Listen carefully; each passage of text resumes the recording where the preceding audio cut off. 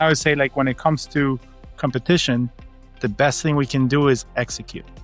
Execute. Delight our customers, be the best partner we can to them, and we're going to stay ahead. Yeah, I would triple down on that. Diego has seen what it looks like to build and run enterprise software companies at true scale. And that's where LogicGate is headed. And, we said, myself included, like, hey, it's the right time to bring in a leader that has seen what precision execution looks like at true scale. There's such a huge opportunity in front of us to drive, great value for our customers. And ultimately, that drives great enterprise value for our investors and our shareholders. Welcome to Software Leaders Uncensored. I'm Steve Taplin, and every episode I get the privilege of sitting down with great tech leaders, whether it's CEOs, founders, CTOs, and we really drill into what's working and what's not in a time in the market where there's probably more hype than reality. And this show is about uncovering all of the patterns that we see. And so our listeners can get real advice of what's going on out there. After over 200 episodes, the patterns keep forming. We published a research report called Why Software Projects Fail that was based on our first 195 episodes. That is available. So today we have the pleasure of having dual guests. We have Matt Kunkel, who is the chairman, and Diego Panama, who's the CEO of a company called LogicGate. We're going to have some fun today, and we got to keep the trend going. We've only had one other show with two guests on it, so pressure's on, guys. Matt, Diego, welcome. Welcome, Steve. Thank you, Steve. Great to be here. All right. So certainly want to tell our listeners about LogicGate. And I know you guys have the privilege of dealing in an industry that's stuck in the past, that uses a lot of legacy tools, that is struggling to keep up with the pace of AI adoption. Tell us about your company. Sure. Well, let me give you a kind of a quick preview of it, and then Diego can add on kind of where we're going. But LogicGate is the world-leading company in GRC, governance, risk, and compliance. And really, we're focused on GRC with an AI spin for the enterprise. And started the company a little over 11 years ago. I spent 20 years in building custom software from a GRC perspective. And we really are focusing kind of where we're going in the roadmap on the AI portion of GRC. And Diego can tell us a little bit more about that. Yeah. We service the world's best companies and help them manage the governance, risk, and compliance, and really embracing AI to do that. So happy to dive in more as we go. So governance, risk, and compliance, legacy areas, tons of legacy tools. How do you get companies? Is there typically a compelling event that companies have an issue before they'll consider kind of an all-in GRC solution? Like, what prompts them to make a change from all these legacy systems that they're using to that they get the right kick in the butt that it's time to upgrade? Yeah, it's a great question. And there's certain, if you think about kind of back office software and technology, things that aren't driving revenue, sometimes it's hard. It's hard to get buy-in. It's hard to get inertia for that. But what we say is we're trying to help organization really manage risk and make strategic risk-based decisions. I always say too, I love a good data breach, because when a data breach happens, the GRC department gets basically unlimited funding. So a compelling event that kicks the CFO to release funds. Yeah. And there's a lot of them. Data breaches, regulatory compliance, even with the current, political regime that we have, there's a ton of regulation. There's a ton of regulation in EMEA, and those are driving really a lot of technology spend within our space. I mean, I'll tell you a compelling event that we're seeing right now is AI. And so Matt and I, every executive team out there is getting a lot of pressure from their board of like, what are you doing with AI? You got to go do AI. And so, okay, let's go do that.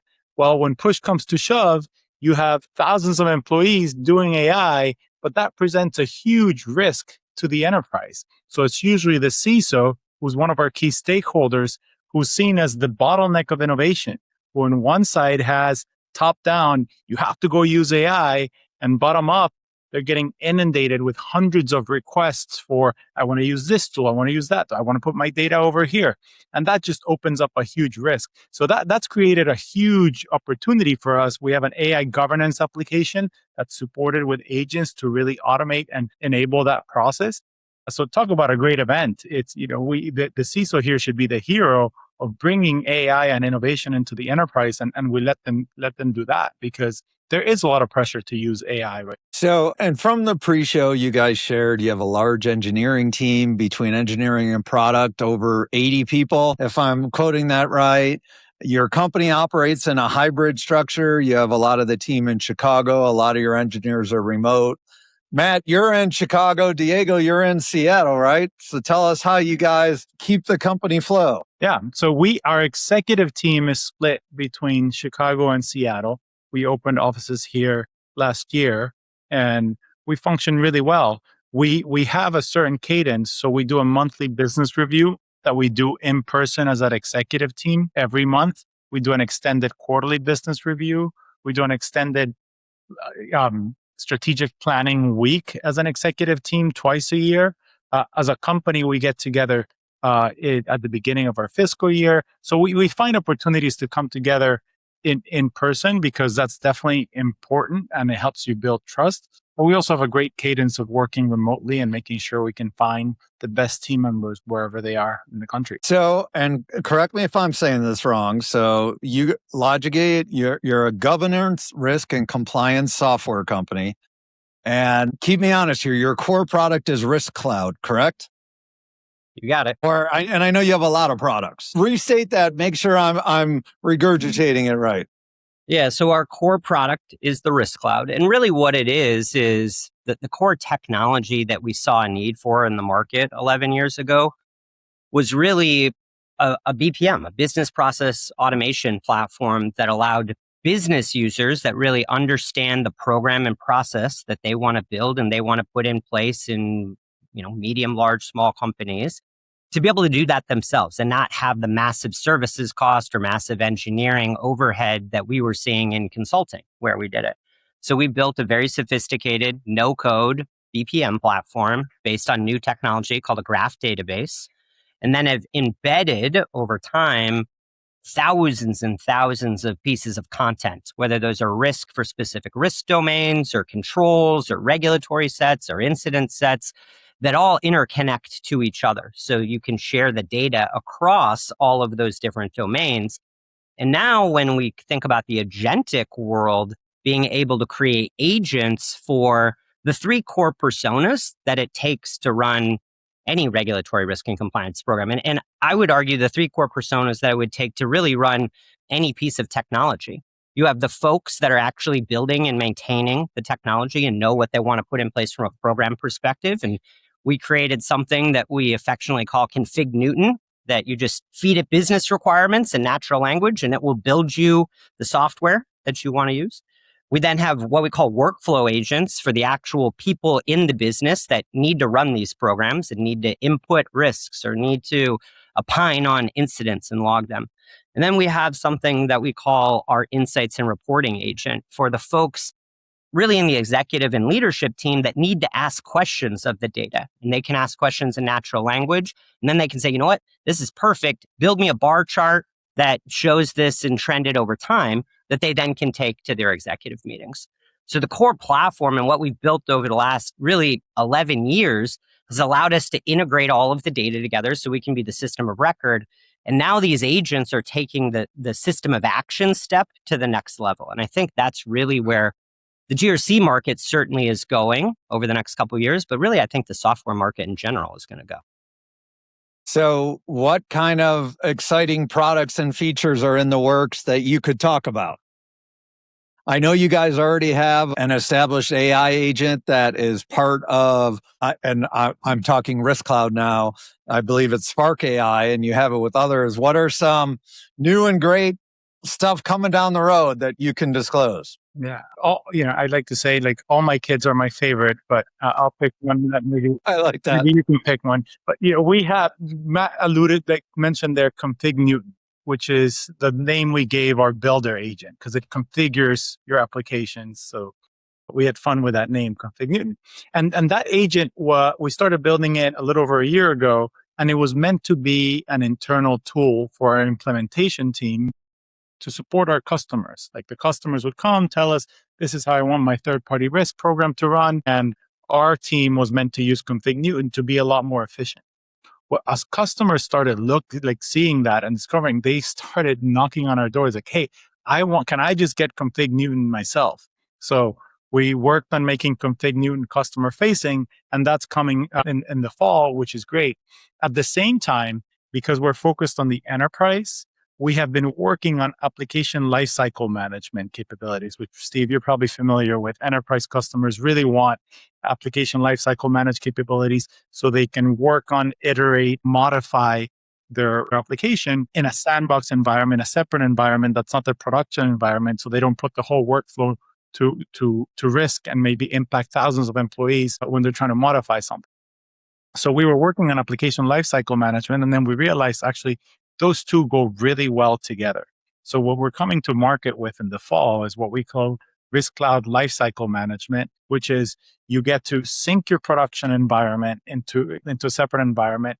You get Config Newton so you can play around in there. You can build, you can configure, you can adjust, and then you'll be able to push back to production. From what we're hearing from our customers, it's going to be so valuable to them to be able to do that and not have to do it in production, and also not have to do all the configuring and manual work themselves, but actually use an agent to do it. So that would be Newton is an awesome name. Who came up with that? I think that's kudos to John Siegler, who is one of Matt's co-founders, one of our co-founders here, and our chief product and technology. Unless you want to take credit for it, man, I'll let you. No, it's a good name. I like that. I'll give credit where credit is due. It's a solid brand. It is a great name. All right, so let's talk specific to your industry. Let's talk about some engineering and tech challenges that are unique to what you guys are doing. Kind of giving some examples, but your clients, based on what you want, they want extreme configurability without chaos. Regulatory frameworks are constantly changing. Talk about some of the key challenges you guys are dealing with and how you're tackling them. I affectionately, say that the GRC industry is one of the largest, fastest growing, unsexiest industries out there. But there are so many challenges within it, right? And you kind of hit on a couple of them. You have a landscape that is constantly evolving from a regulatory compliance perspective, from how you manage third parties and third-party risk perspective, from the interconnectivity and interconnectedness of all the risks that are within organization, and just the speed of change within organizations. The other thing that makes it a little more difficult too is there's many different stakeholders. When you think about GRC as a broad umbrella, you've got the CISO, the chief risk officer, the chief compliance officer, a privacy officer, an audit officer.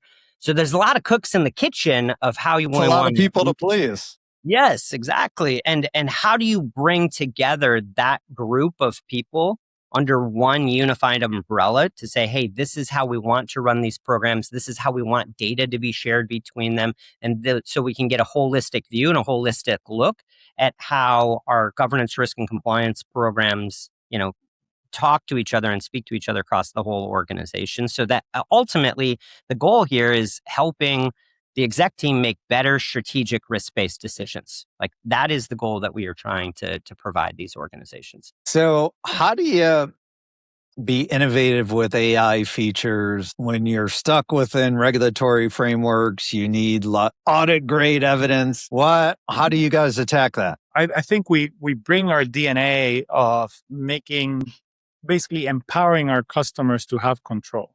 Our customers have full control over the platform, how they configure it, how they change it, what programs they run on it. And we're bringing that same approach to agents. So every AI feature in our platform is opt-in, and you can, and it can be a global opt-in or it can be a local opt-in. I want AI over here, but I don't want it over there.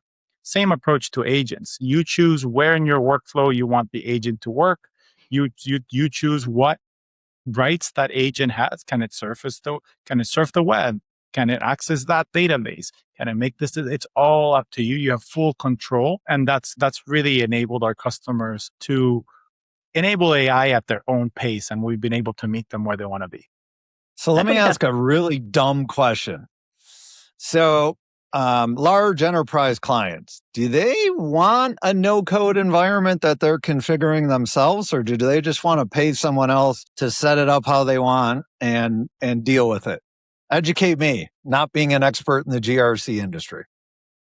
I think two things. Large enterprises are looking for flexibility and configurability so that they don't want to bend their program and process that they've been running for many, many, many years and implement all of that change management to thousands and thousands of employees. So that's one.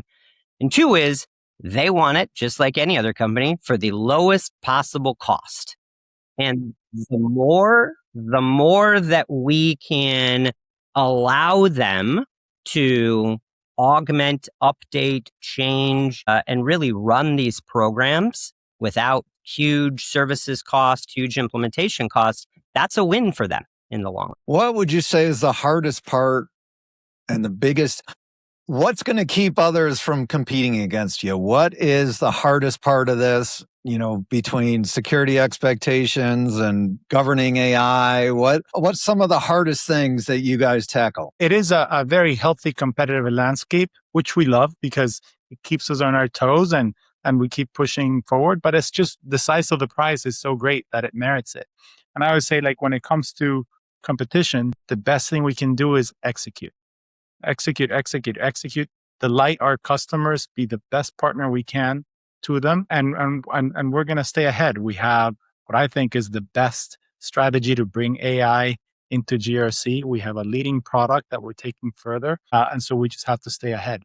I can tell you that we have a moat around the data workflows, and we've done thousands of implementations. And yes, there's truth to that, but the best thing we can do is execute it.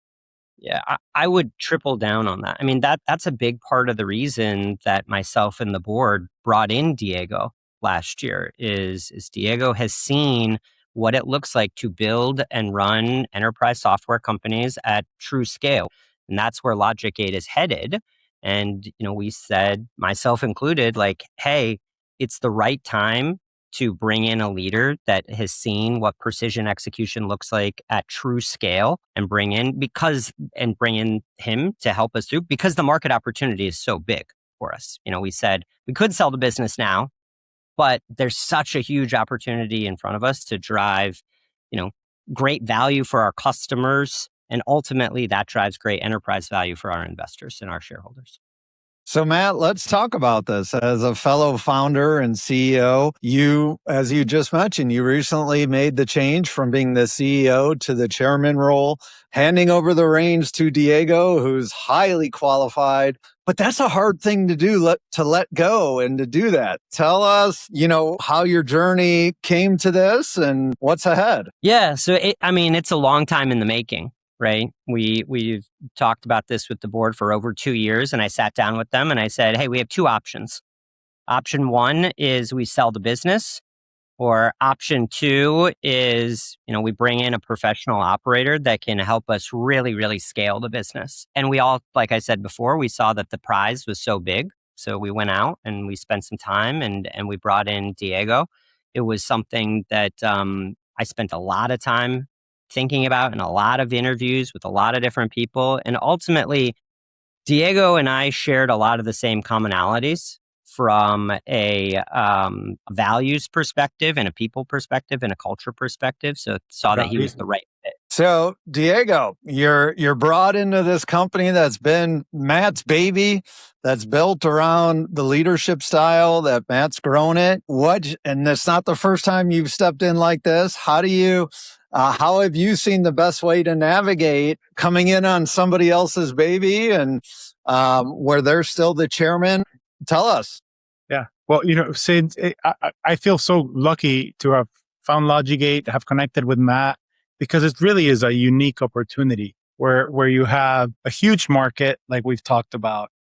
You have a leading product that we've talked about. And then here you have a CEO and co-founder, you just heard Matt, who's just so objective about what the business need.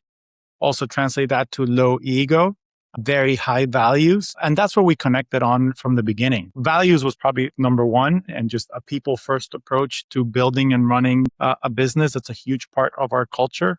Culture is really set by your co-founders and top down from the beginning of the company. And so we connected on that. And then both just aligned that we both just want what's best for our customers and our shareholders. And that makes everything else really easy. So yeah, I feel very lucky because normally you come in and you get this job and somebody's like, the house is on fire, here's the keys, good luck. And this couldn't be anything more different than that. And to be able to continue to partner with Matt, we have our swim lanes. I think we have a great, very healthy partnership on how we divide and conquer. But Matt, obviously, I don't think anybody has more experience in GRC than Matt. And so we tap into that. And Matt's a visionary. We tap into that. I know how to run and operate a company. We tap into that. So it's just been a wonderful partnership, and we're having some fun along the way too. I love it. So, but let's frame up the additional challenge. As the company's had great success, you've had institutional capital come in through many rounds. So it's not, you have a board that is governing. Sometimes private equity firms are known to be brutal in that every company is a spreadsheet and it's numbers versus people. How do you attack those challenges, Diego? Yeah. I think there's a balance to that. And we have a great partnership with our board. PSG is our private equity partner through their growth fund. And Adam is a partner who sits on our board. We have a great partnership with him. And of course, like the business fundamentals are critical, and we need to make sure the numbers are healthy and we're going in the right direction.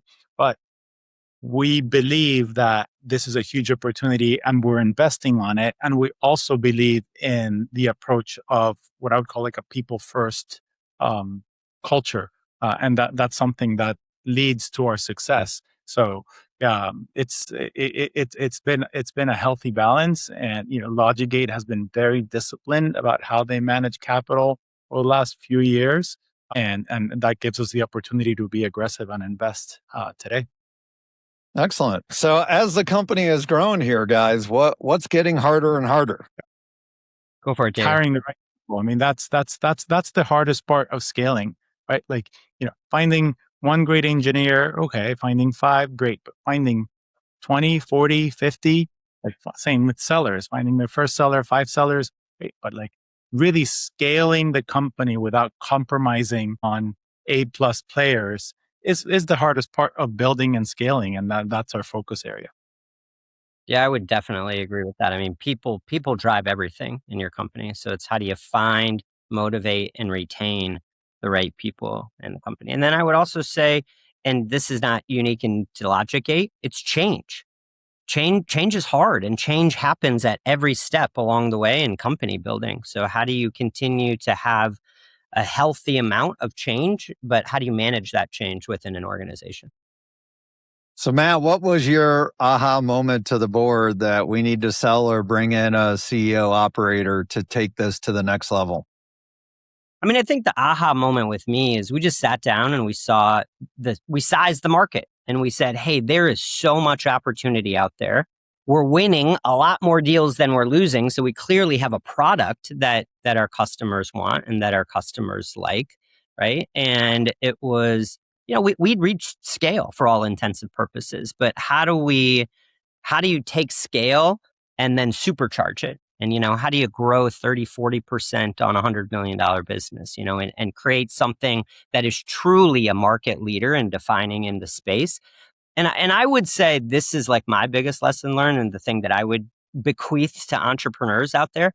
Just because you're the CEO doesn't mean you have to step away. And if you find a great partner, it's actually, I've never felt more energized about the business in probably 9 years. Maybe the first 2 years were great and energizing, but like, it's hard being a CEO and it's lonely being a CEO. And to have a partner with you that you can spar with, that understands the nuances, that understands, the intricacies and dealing with before, their business is potentially in the doldrums and the board is removing them, saying, hey, I'm going to stay with it, but I'm going to stay with it in a different capacity. And what are my strengths we'll focus on, and we'll bring in, someone to help augment the areas that I haven't done yet or that they haven't done. Awesome. So your product was initially built 11 years ago, give or take, and it's constantly adding, changing, expanding new products.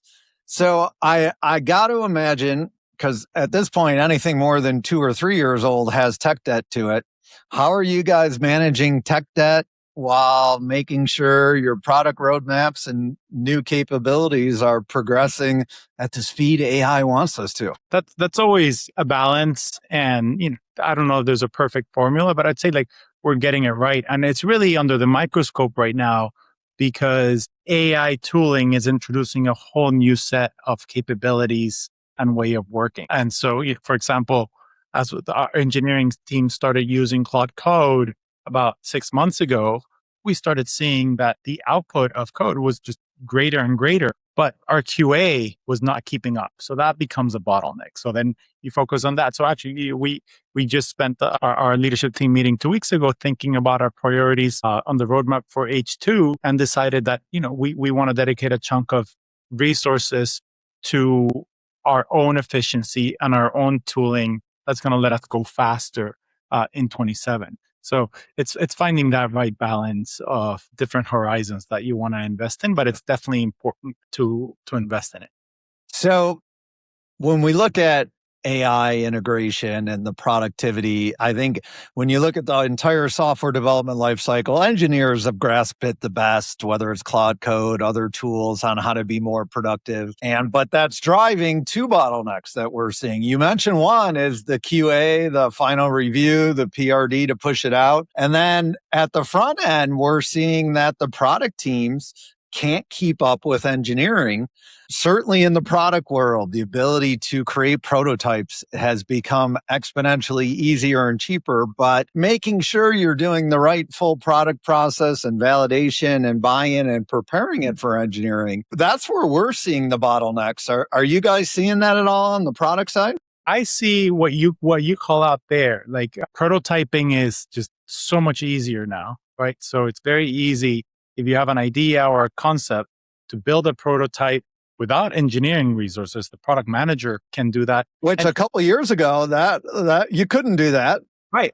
Yeah. And then even take it to customers and we are building a next gen agent right now. And there's 12 customers that are using it and testing it before it even hit engineering. It's just the prototype. So I think they're both going faster, and the roles in some ways are kind of blending because it's easier for engineers to do schemes and prototype and ideate and test, and it's easier for our product managers to build. And so we see some of that, and we love it. I think it's great. And the push is, can our sales keep up and our go-to-market agent keep up? But everybody's moving faster, and that's really our roadmap. I mean, Matt, you probably agree with it. We're probably 6 months ahead on the roadmap that we set out 10 months ago because of all these AI tools. It is interesting that no doubt any role, whether it's within software or product or anything, is evolving with AI. And we have two choices, evolve or die. And when it comes on the product side, one of the issues we're seeing in the market is the product team is so enamored with the AI tools. They're not good at the delineation of when they should hand it off to engineering versus, hey, I can just do it myself. And that's definitely been an issue we've seen. I'm starting to see that, and I love it. I say that's great. We're pushing each other. Product managers are pushing on engineering. Engineering's pushing back on product. It's healthy tension. And our customers win at the end because our innovation pipeline is just that much faster. Within your company, is there friction between product and engineering? I don't think I've ever seen a company where there isn't. I'd be worried if there wasn't, right? I'd be worried if there wasn't friction between product and engineering, friction between product and sales, between sales and marketing. And it's healthy. We have to take a step back and remember, Matt and I were talking earlier, we want what's best for the company. All of us have the same interest. But given that, whether it's sales telling marketing, I don't have enough pipeline, or it's marketing telling sales that you're not working the pipeline, or product telling engineering you're not moving fast, or engineering saying we're not building the right, that all creates a very healthy conversation that we're better off for having it and moving along. So last question, if nothing changes in how you guys are doing product and engineering, and let's just say you go stagnant, nothing changes for the next 12 to 24 months, what's the first thing that'll break? So if we pause innovating, if we pause working on our product, our customers will break. Our customers rely on our pipeline of innovation on the platform. And you could go on so far, but it's such a changing landscape that you have to keep up. It's never a dull moment. And with software, you're never done. Thank you both for coming on Software Leaders Uncensored, talking candidly with us. It sounds like, Matt, I love how you mentioned you're probably the largest unsexy industry out there. And it sounds like you guys are dominating it. Thanks again. That's it for this episode of Software Leaders Uncensored. If you're leading a tech organization and any of these patterns sound familiar, make sure you hit subscribe, because these conversations keep building on each other. I'm Steve Taplin. See you next time. That's a wrap. Another great episode of Software Leaders Uncensored. Thank you guys so much for listening. I really appreciate it. It's a lot of fun doing this show. I love talking with great tech leaders. As a side note, if you're interested, check out my new book, Fail Hard, Win Big. This is the story of how I built 30 companies, failed on 20, and turned 10 into multi-million-dollar wins. The common thread with all of them was custom software. Also, if you need software development help out there, my company, Sonatify Technology, we deliver world-class software development engineers out of Latin America. We have a solid track record of helping companies launch better products and faster. Thanks again for listening. Appreciate it and appreciate you.